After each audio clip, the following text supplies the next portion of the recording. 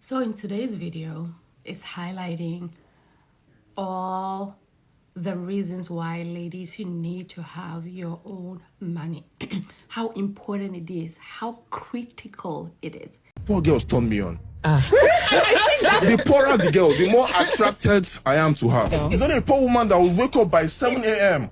pray for you, NSPPD, go online and say, what God cannot do this. I'm going to put my husband on the fire altar. I'm going to pray for my husband. Make my husband, oh my God, marry a poor girl. Because when it comes to number one, when it comes to fertility, poor women can be so fertile. Women in poverty, I can control them better. A girl who can't afford to say, "F you, Corey, I'm gone." She just can't afford to do it. So I take advantage of that. Now, that might be wrong, but her poverty and my needs, most of the time, it even out. Have you experienced financial abuse, financial manipulation, control, dominance using finances, using money as a means to control?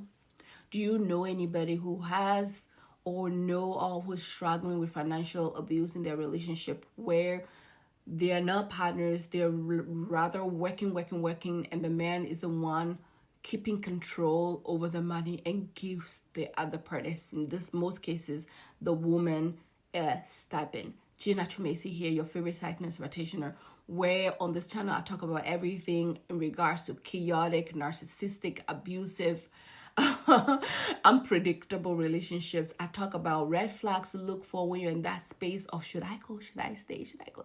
Because some people can be in that limbo for literally years. They can't make any decisions, especially when finances are entangled, businesses are entangled.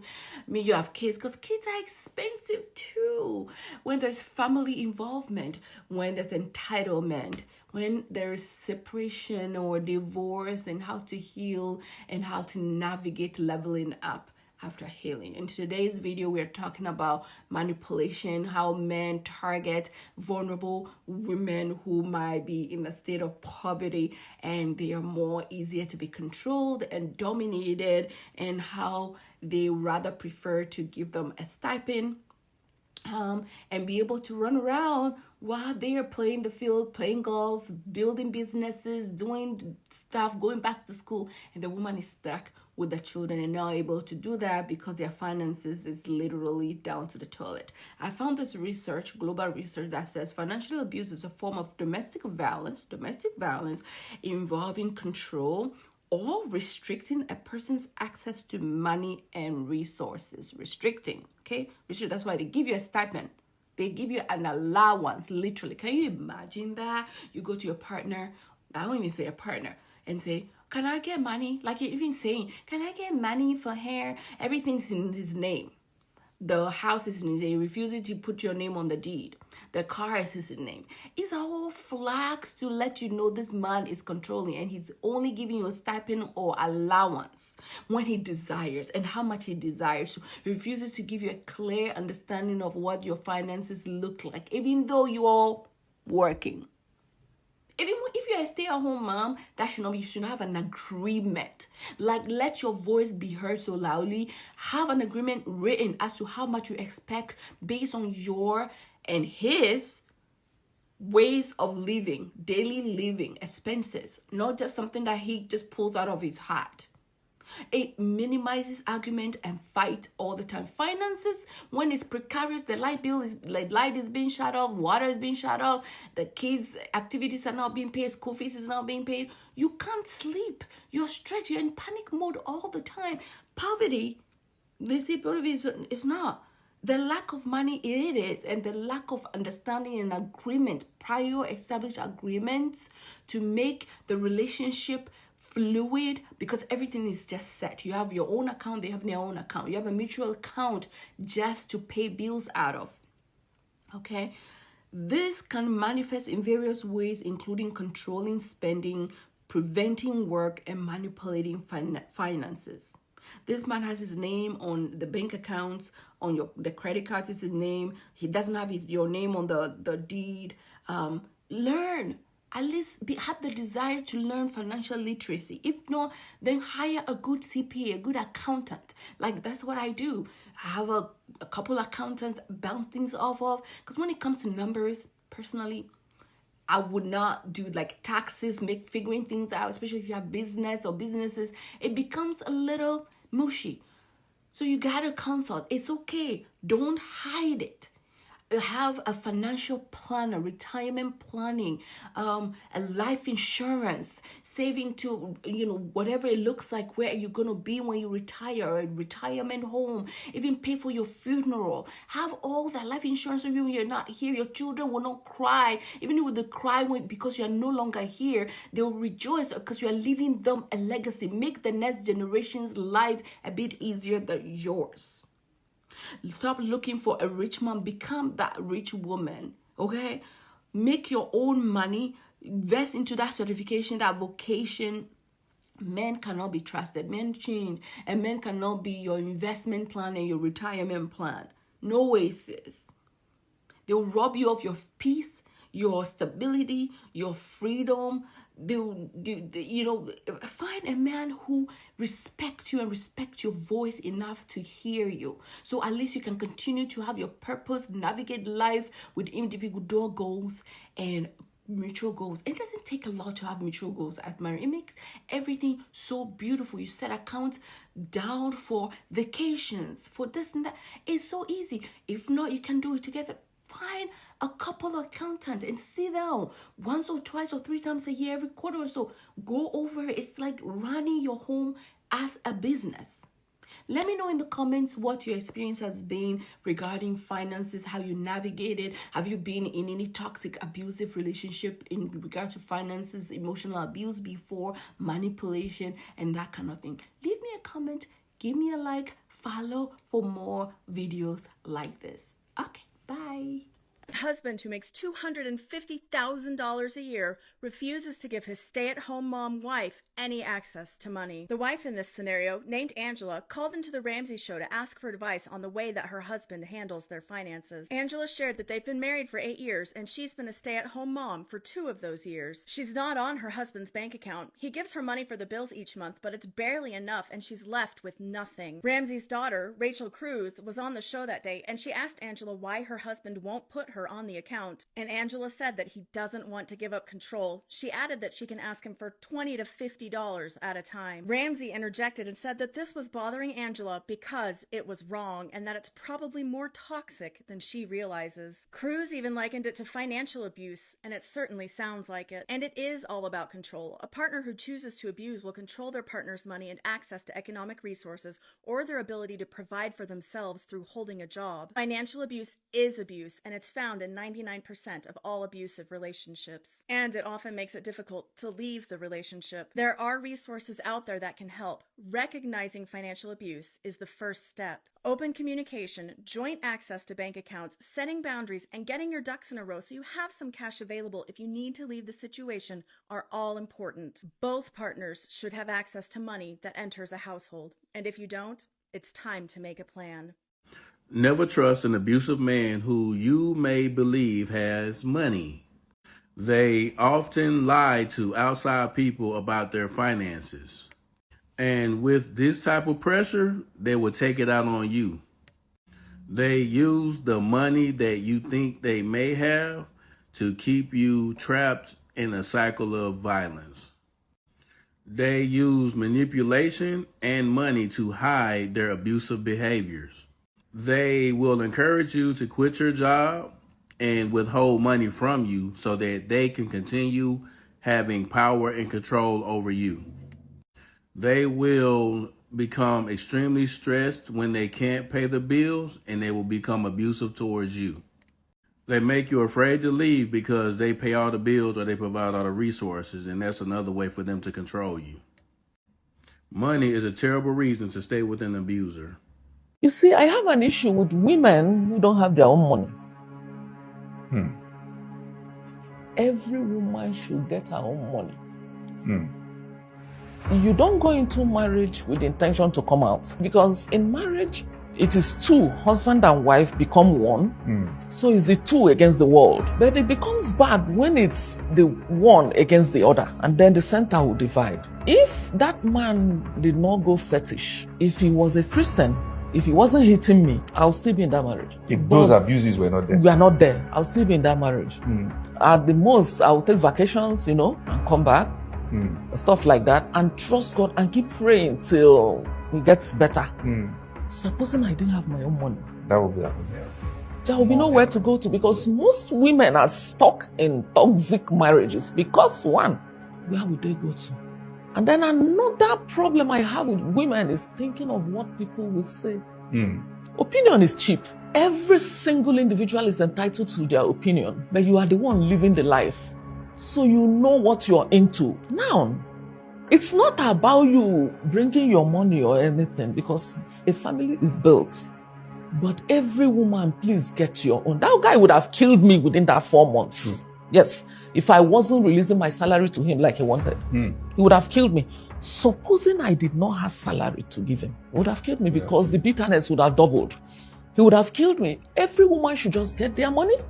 And if you are in a fix and you know you cannot cope, because mental strength differs. If you cannot cope, you get out. Even if you don't pack your things like I did, please get up and get out. You can rent a room, you can start selling pepper or tomatoes. You get a life. Start from somewhere. You start from somewhere. That's my candid counsel for any woman who is in a toxic relationship. Let's talk about how money and narcissists come together to leave you in financial ruin. As a psychotherapist who specialises in healing from trauma, here's what you need to know about financial abuse and dating a narcissist, because this is something a narcissist will inevitably do when they date you. Now, stage one of this is to understand that your money will no longer be your money. Your money will in fact be their money, because a narcissist loves to take control over their partner's finances. And there's numerous ways that they do this. The first is claim that you're not capable of making good decisions with your money, which means they need to take control of that aspect. The second option is that they're struggling with money right now and they're not getting paid for whatever reason. So they need some help financially, which means you are expected to give them that money, and they will make you feel responsible for that, which is why you give them the money. Now, stage two is debt. A narcissist is going to get you into a lot of debt because they want to know that they're always going to have a hold over you. And what do I mean by that? Well, once they've cleared you out and you're in a load of debt and they decide it's time to end that relationship, you're going to want your money back, which means you're not going to want to go no contact, and you're always going to be connected to that narcissist trying to get your money back. And they know that, and they want to make sure that is what is going to happen. Now, the third thing is they want you to lose your job. A narcissist loves you to be in a position where you're not financially independent and you actually rely on the narcissist for all of your finances. So losing your job is a great thing that a narcissist is looking to happen. Who hears me on this? Hit the heart button. So let's talk about financial abuse in relationships. I like this topic because I think it's pretty relevant to a lot of people. Okay, a lot of people out there suffer from this, and they probably don't even really know what it's called. They just know something's off in their relationship. Here's the problem, okay? If you make money and you put it in a bank account, and your man lets you have that money, but you don't have access to anything else other than that, that is a controlling tactic. Okay, there's no amount of love, no amount of emotion, no amount of feeling that is going to justify how that's okay to me. Okay, it's just not okay. And here's why, right? In your relationship, this is what it looks like. If you get paid, more likely you're the one taking care of the house. You're paying the bills. You're being the responsible adult. And whatever's left, if anything, might go to some basic necessities that you need. Probably some razors, some wet makeup wipes, whatever. And then there's nothing left, right? And then you get online and you're like, oh my, well, we've got some money. Let me go get my nails done. I'll feel better about myself. I will be happy for a day. I guarantee you, and you don't even have to tell me I'm right because I know I am. When you go to him and you say, hey, I think I'm going to take $80 out and go get my nails done, I bet his exact response is, we don't have money for that. Here's the problem. If there's money in the account and everything is paid, it is equally yours and his. Okay? It is not your fault and it's not your problem that he fails to control you in any other way other than taking away money. And some guys even use like the vehicle. If there's one vehicle, guess who's gonna go where they want to go? He is. He's gonna be selfish. He doesn't care about your needs. It's all about what feeds his happiness. He chooses him every single time. Now you tell me that's not controlling. Tell me that's not manipulation.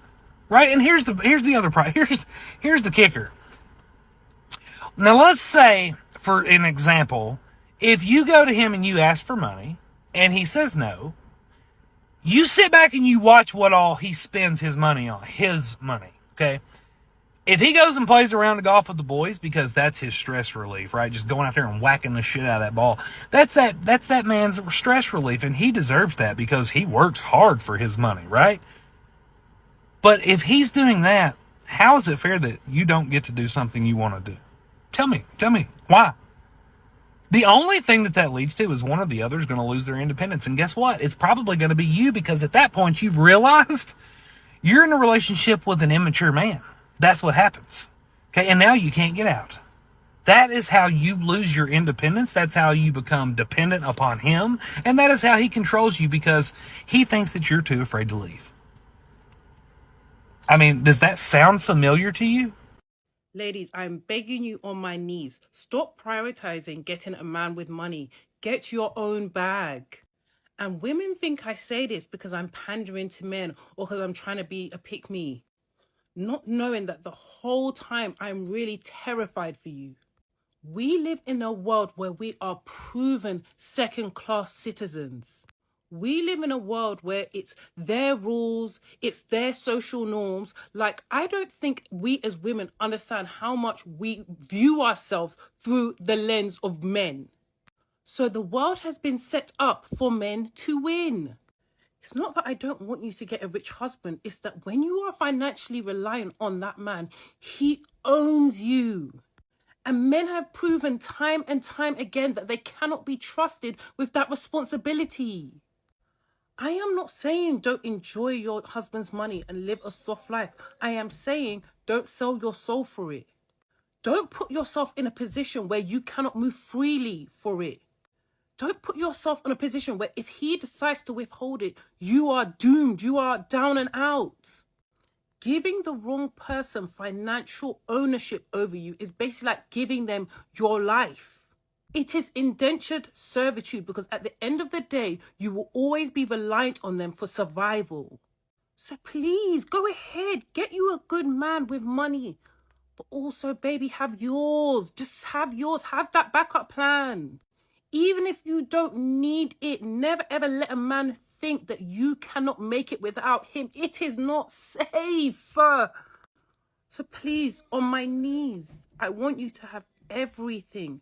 But that everything has to include peace, safety, care, freedom of movement, freedom to be yourself, freedom to live life on somewhat of your terms. Yes, we like money, but more importantly, we like good heart. We like good character. We like someone who's entrepreneurial. Those kind of men are never broke for long. We want someone who has a sense of reality. We don't want someone who, because they've got money, they think that the world is their playground and they can do whatever they want. That is not a safe place to be. So let me stop ranting. But when I say stop looking for men with money, decenter men with money, it is coming from a place of love and not a place of judgment. Okay? Now, like I always say, there's always an exception to the rule. For best results, assume it's not you. Mwah.